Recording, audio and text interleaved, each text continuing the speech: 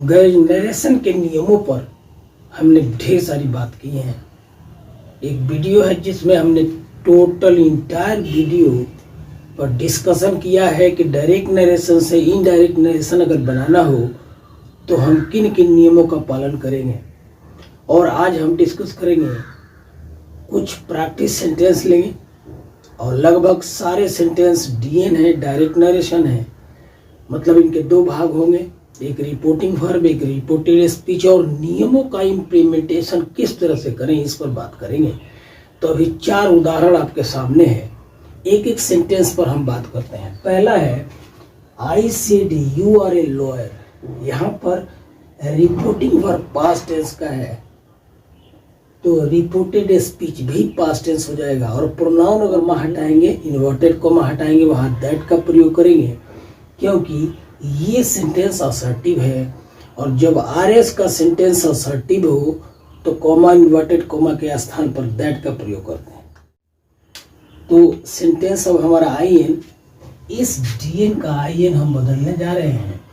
तो हम लिखेंगे आई सेड और कॉमा, इन्वर्टेड कोमा के स्थान पर दैट लगा दिया। ये सेकंड पर्सन का है तो ऑब्जेक्ट के अनुसार बदलेगा।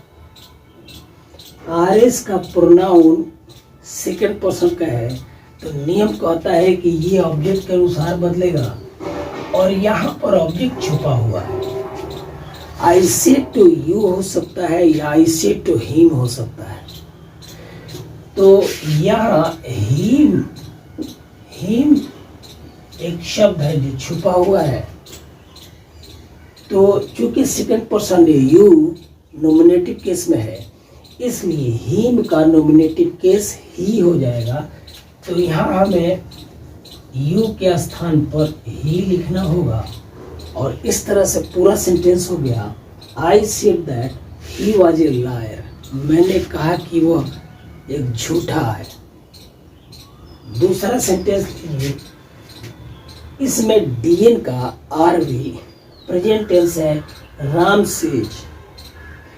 तो आरएस के टेंस में कोई परिवर्तन नहीं, परंतु ये सेंटेंस असर्टिव नेचर का है, इसलिए कॉमा, इन्वर्टेड कॉमा की जगह दैट का प्रयोग करेंगे। तो सेकेंड सेंटेंस का हमारा आईएन हो गया राम सेज,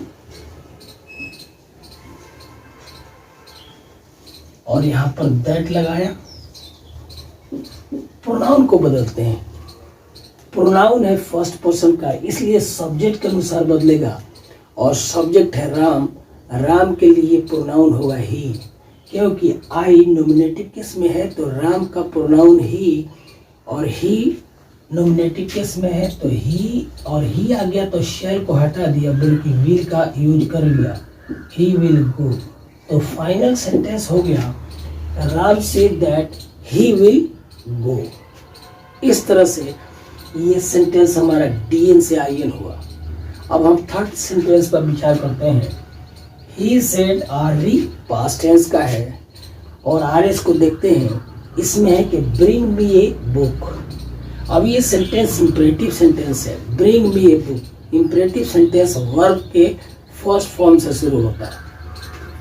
तो यहाँ पर टेंस तो बदलेंगे, लेकिन कॉमा, इन्वर्टेड कॉमा की जगह टू का प्रयोग करेंगे और इधर जेव का तेव छोड़ देंगे।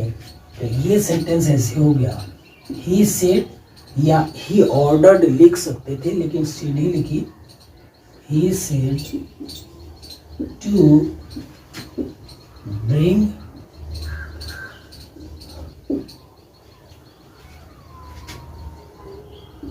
मी ए बुक।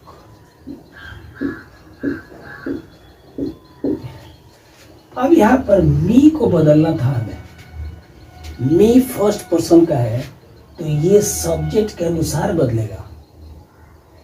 और ही, ये मी ऑब्जेक्टिव केस में है, इसलिए ही का ऑब्जेक्टिव केस हिम होना चाहिए था।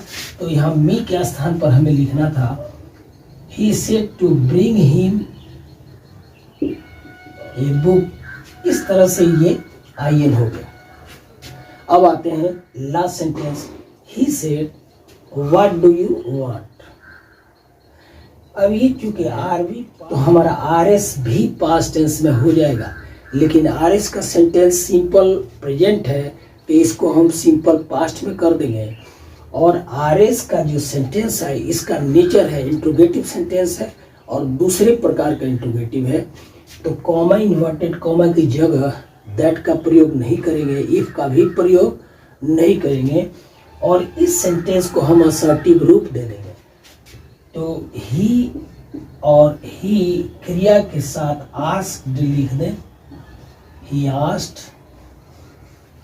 व्हाट, और यहाँ प्रोनाउन है सेकंड पर्सन का, तो सेकंड पर्सन का प्रोनाउन ऑब्जेक्ट के अनुसार बदलेगा। ही सेड टू मी होगा यहाँ पर, उसने मुझसे कहा, तो मी ऑब्जेक्ट छुपा हुआ है। व्हाट डू यू वांट ये नॉमिनेटिव किस में है, तो मी का नॉमिनेटिव किस आई होगा, तो he asked what I wanted अगर कर दें तो सिंपल पास्ट हो गया।